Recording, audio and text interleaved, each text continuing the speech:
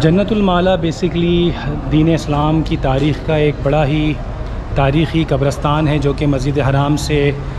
काफ़ी करीब है। और इस कब्रस्तान की ख़ास बात यह है कि यहाँ पर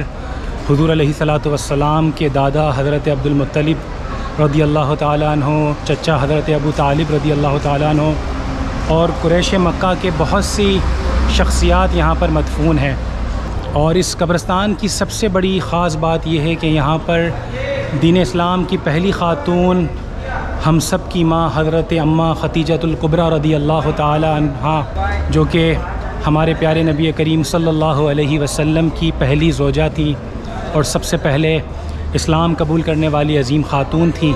आप बहुत ही बाअसर ताजरा भी थी और दीन इस्लाम के लिए हर तरीके से बढ़ चढ़ कर आपने